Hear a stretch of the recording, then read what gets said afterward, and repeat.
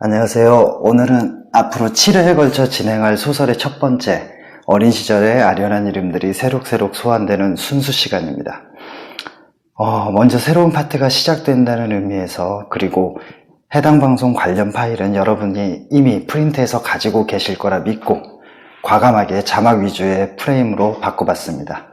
사실 하고 싶은 말들이 너무 많은 게 가장 큰 이유이긴 합니다. 소설의 장점 중 하나는 독자에게 생각을 하게 한다는 겁니다. 즉, 독자에게 질문을 많이 던지면 던질수록 좋은 소설이라는 거죠. 하지만 아는 만큼 보이는 법입니다. 여러 분야에 관해 알지 못하고 무엇이든 깊게 생각해 본 적이 없다면 소설이 던지는 질문들을 듣거나 찾아낼 수 없죠.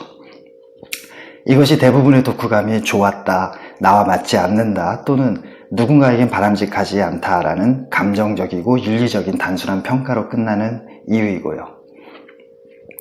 찰스 디킨스는 불우한 환경 속에서도 정직과 품위를 잃지 않고 성장한 올리버 트위스트를 롤모델로 제시했는데 구성상 허점이 보입니다. 올리버는 과연 그런 정직과 품위를 언제 어디에서 획득했을까요?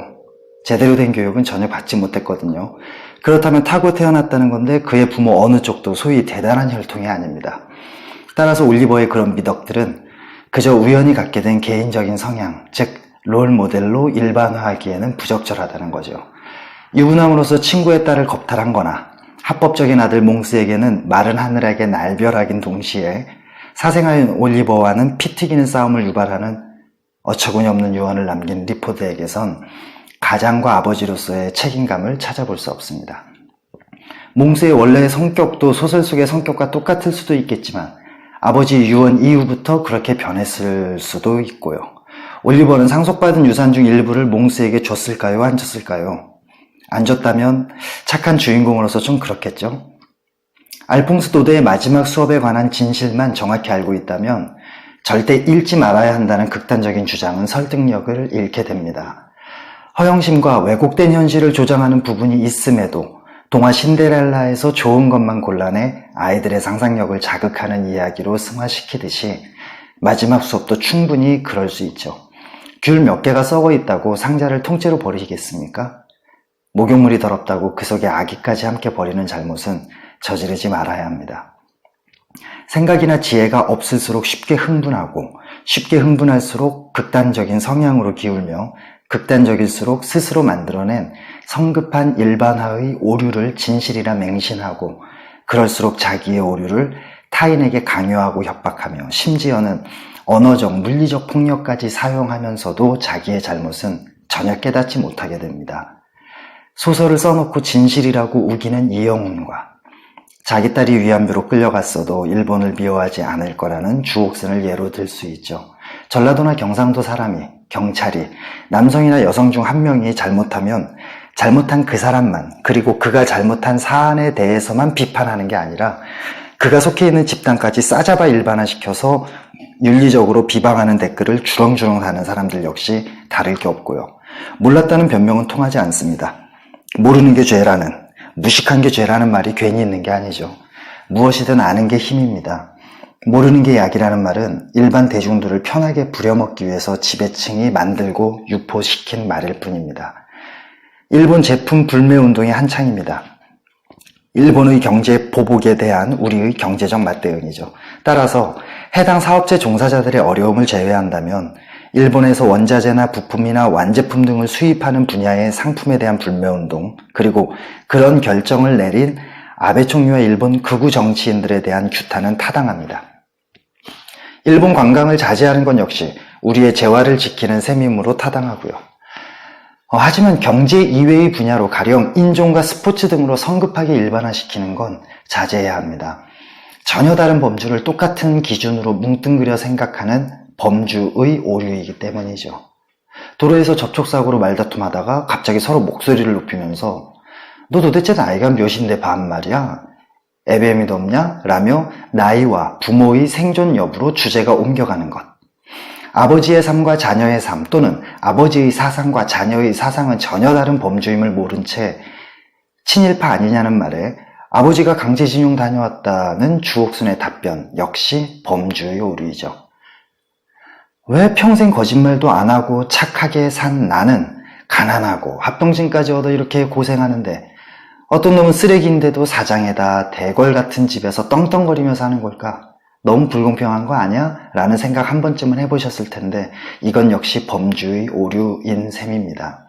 윤리와 경제와 건강과 사회적인 성공은 모두 별개의 범주이고 인생은 무작위이기 때문이죠. 단순화시키자면 윤리와 나머지 범주들은 전혀 상관이 없다는 말입니다. 여하튼 우리나라에서 생활하는 일본인들이나 부모 중 한 명이 일본인인 부부의 자녀들 그 누구도 불이익을 당하는 일이 있어서는 안 됩니다. 냉철한 머리 없이 뜨거운 가슴만 가지고서 내년 도쿄올림픽을 보이콧하자는 말이 많은데 그런 주장을 하는 사람들은 올림픽만 바라보며 최소 4년을 준비한 선수들에게 올림픽 출전 포기에 상응하는 어떤 보상을 준비해 둔 게 있을까요? 여러분이 고3인데 네티즌이라는 사람들이 야, 나라 상황이 어수선하거든? 그러니까 이번 연도, 아니 앞으로 4년 동안은 대학 신입생을 뽑지 말자라고 여론몰이를 한다면 어떻겠습니까? 바라원대 스스로 생각할 능력을 키워야 합니다. 그러기 위해선 여러 분야에 관한 것이 쌓여야 하고 그러기 위해선 무엇이든 적극적으로 묻고 배우려는 자세가 필요하고요. 여러분이 왕자와 거지에서 인생 역전에 성공한 톰 켄티고 누구도 여러분이 사실은 거지라는 걸 알지 못하는 상황이라면 여러분은 과연 톰처럼 대관식장에서 진실을 말할 용기가 있습니까? 물론 그에 상응하는 보상이 있다면 그럴 수도 있겠죠. 그런데 다시 거지로 돌아간 톰의 이후의 삶이 어땠는지는 소설에 묘사되어 있지 않지만 안 봐도 알 수 있습니다. 모든 게 그대로인 상태에서 어떻게 행복해질 수 있겠습니까? 반대로 에드워드 6세는 이후 선정을 펼쳤다고 하죠. 따라서 이 소설은 상류층의 호기심 어린 또는 무료함을 달래기 위한 잠시의 일탈을 미화한 것이고 톰은 그저 그들의 일탈을 조금 더 맛깔나게 하려고 첨가된 조미료 중 하나인 셈입니다. 게다가 혈통, 그러니까 피는 속일 수 없다는 거짓을 세뇌시키는 것이기도 하고요. 피는 물보다 진하다는 말이 과연 진실일까요? 네, 진실입니다. 하지만 유일한 진실은 아니죠. 그린 물감도, 주스도, 하다못해 소변조차도 물보다 진합니다. 오히려 물보다 진하지 않은 걸 찾기가 더 힘들죠. 원래 기본적으로 어떤 성향을 지닌 채 태어나는 건 맞지만 어떤 신분을 지닌 채 태어나는 사람은 결코 없습니다. 아무것도 아닌 피와 가문에 얽매여서 돌이킬 수 없는 마음의 상처를 주거나 소중한 인생을 망치는 일이 크게 줄어들기를 바랍니다. 여담이지만 돌잔치나 결혼식에서 앞으로 좋은 일만 있기를, 꽃길만 걷기를 바란다는 덕담은 사실 덕담이 아니라 삶을 더 힘들게 만드는 악담입니다. 어려움과 힘든 일이라고는 전혀 없는 꽃길, 그러니까 현실에선 절대 존재하지 않는 잘못된 인식이 삶의 목표와 기준이 되어버리는 까닭에 어렵고 힘든 일에 직면할 때마다 왜 이러지? 내가 뭔가 잘못 살고 있는 건가? 라는 괜한 고민에 빠지게 되고 나아가 그 원인을 대개는 외부 환경이나 타인에게서 찾아내 불평하고 비난하게 만들기 때문이죠. 석가모니처럼 삶은 고통의 바다라는 사실을 직시하는 사람이라면 어렵고 힘든 일을 당연하게 받아들이면서 오히려 가끔 찾아오는 작은 행복에 훨씬 더 감동하고 감사할 겁니다.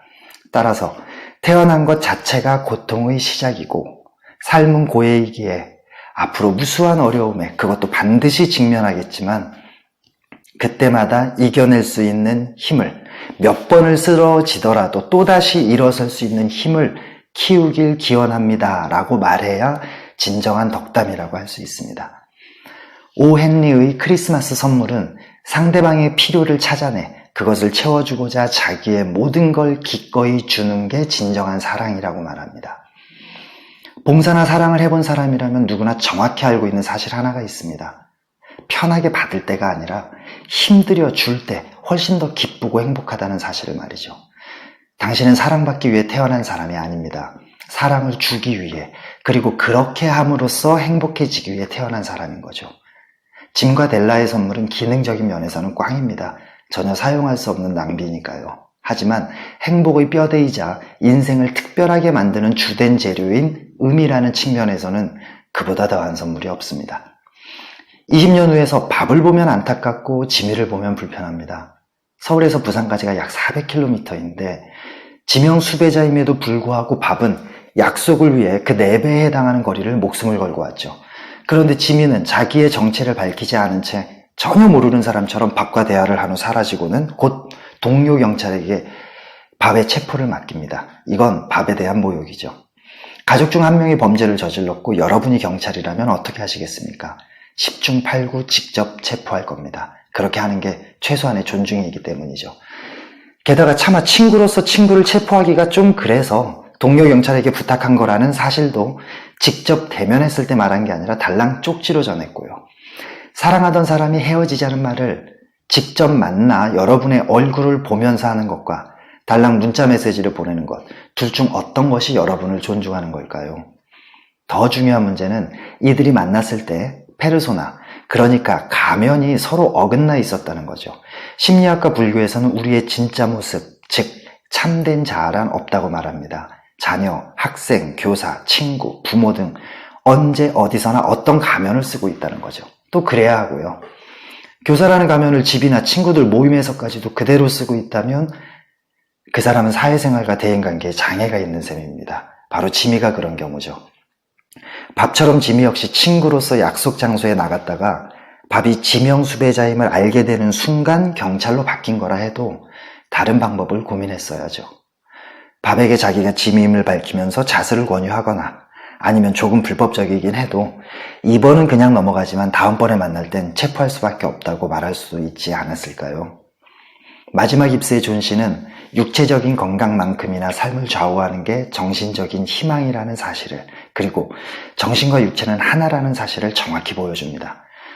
우리나라가 세계에서 자살률이 가장 높다고 합니다. 이걸 바꿔 말하면 우리나라가 세계에서 가장 희망이 없는 나라라는 말이 되죠.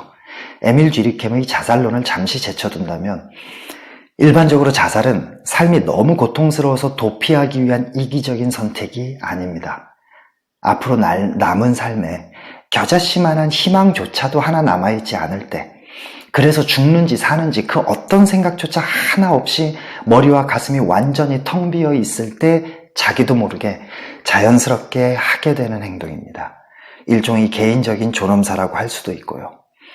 배엄원 노인 같은 사람은 지금도 어렵지 않게 주변에서 찾아볼 수 있지만 열정을 표출하는 방향을 타인의 필요로 돌렸다는 점에서 칭찬받아 마땅합니다. 즉 자기의 꿈도 이루는 동시에 그것이 타인을 위한 선행이 되었으니까 일석이조인 셈이죠. 이런 부류의 사람들이 세상을 떠받치는 기둥인 거고요. 어린 왕자의 내용을 모르는 사람은 거의 없을 테니 여기에서는 파일에 빨간색으로 표시한 중요한 문장들만 살펴보겠습니다. 수십 년차 부부라면 사람들 속에서도 외롭기는 마찬가지라는 뱀의 말에 크게 공감할 겁니다. 인간은 어쩔 수 없이 개인적인 존재이기 때문이죠. 독거노인의 자격으로 한마디 하자면 혼자 있으면 수시로 외롭지만 누군가가 같이 있으면 가끔 외로운 법입니다. 그러니 스마트폰만 끼고 살지 말고 나가서 사람들을 만나 몸으로 부대끼시길 바랍니다. 사람들이 찾는 건 한 송이의 꽃이나 물 한 모금에서도 찾아낼 수 있다는 어린 왕자의 말은 선택의 폭이 작을 땐 대상 하나하나를 깊이 살펴볼 수 있지만 어떤 한계를 넘을 정도로 선택의 폭이 너무 넓어지면 아예 구매 자체를 포기하게 된다는 선택의 역설 내지 풍요 속의 빈곤과 연결 지을 수 있습니다. 따라서 다다익선은 조금 의심해 볼 말이죠. 우리의 능력을 100%라고 할 때 신경을 써야 할 대상이 1개, 5개, 10개로 늘어날 때마다 우리는 각각의 대상에게 100%, 20%, 10%밖에 신경을 쓸 수밖에 없습니다. 그래서 대체로 나이와 집중력은 반비례하죠.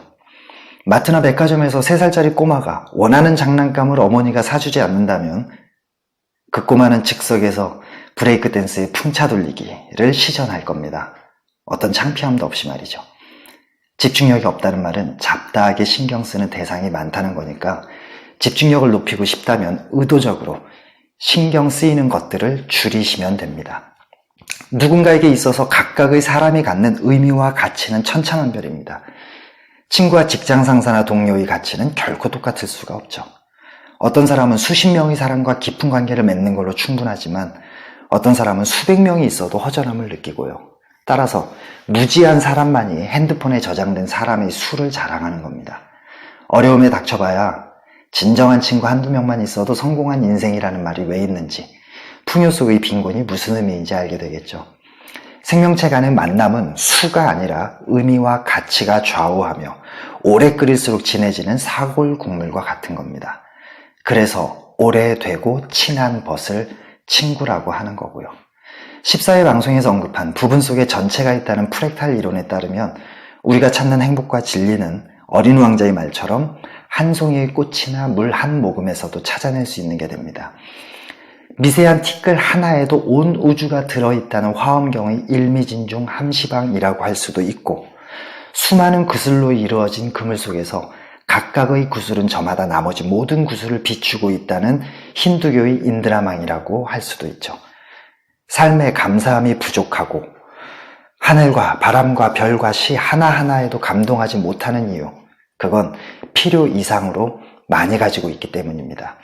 꼭 필요한 부분만 남겨두고 나머지는 그것을 여러분보다 조금이라도 더 필요로 하는 주위 분들에게 거저 나눠주세요. 그것이 법정 스님이 말하고자 했던 무소유입니다. 시간을 들여 길들인 것에 관해선 끝까지 책임을 져야 한다는 여우의 말은 특히 결혼에 관해 생각해 보게 만드네요. 못 보면 잠도 못 잘 만큼 사랑해서 결혼하지만 사랑을 맹신하면 안 됩니다.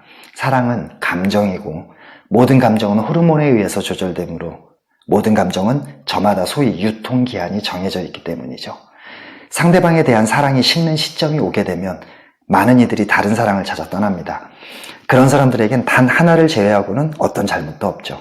그 단 하나가 바로 극단적이라는 것. 즉, 음과 양이 조화를 이루어 하나의 태극이, 정신과 육체가 조화를 이뤄야 하나의 완전한 개인이 된다는 사실을 모른 채 100% 감정만 고려했다는 점입니다. 결혼식을 올린다는 건 사랑이라는 감정이 식는 순간이 반드시 올 텐데, 그렇더라도 지금의 마음과 약속을 끝까지 성실히 이행하겠다는 책임감을 공식적으로 선포하는 겁니다. 그래서 꼼짝 못하게 하려고 수많은 하객을 부르는 거죠. 여기에 동거와 공식적인 결혼식의 차이가 있는 거고요. 어린 왕자는 중요한 건 눈에 보이지 않는 것이라는 한 문장으로 요약할 수 있습니다. 그래서 사막이 아름다운 건 그곳 어딘가에 오아시스를 감추고 있기 때문이라는 마지막 부분이 처음 부분, 그러니까 작가의 보이지 않는 코끼리를 삼긴 보아뱅 그림 이야기와 어린 왕자에게 그려준 상자 속에 보이지 않는 양 그림 이야기와 연결되는 거고요. 정말 갖고 싶은 건 갖지 말고 그대로 남겨두는 게 지혜로운 것일 수 있습니다. 삶을 지속시키는 힘인, 그것도 행복하고 꿋꿋하게 지속시키는 힘인 희망 때문이죠. 물질적으로 풍요로워질수록 내면의 행복은 줄어들고 공허함만 커지는 법입니다. 연구 결과 올림픽 동메달리스트가 가장 행복하다고 합니다. 원래 대학도 턱걸이나 추가로 합격하는 게 가장 스릴 있는 거와 같은 셈이죠. 은메달리스트는 약간의 행복과 함께 나머지 대부분을 차지하는 욕심, 즉 가슴을 가득 채운 희망을 말합니다. 다음번엔 반드시 금메달을 따겠다는 각오인데 그게 바로 앞으로의 4년을 하루하루 최선을 다하면서 버티게 해줄 원동력이죠. 하지만 금메달리스트는 약간의 행복과 함께 은메달리스트와는 정반대로 나머지 대부분이 엄청난 공허함으로 채워집니다. 더는 올라가거나 바라볼 목표, 즉 희망이 없어졌기 때문이죠. 그래서 그 후유증으로 좌절하고 방황하는 경우가 많고요. 당장의 끼니와 주거를 걱정하지 않을 정도라면 그때부터 여러분의 삶을 이끌어가는 건 의미와 희망임을, 그때부터 추가되는 모든 소유는 사치이고 낭비이며 주변의 자연과 사람을 돌아보지 못하도록 여러분의 시야를 좁게 만들어 삶에서 감사와 감동을 없애고 걱정과 고통을 끌어들이는 불행의 원천임을 잊지 마세요. 고생하셨습니다. 다음 시간에 뵙죠.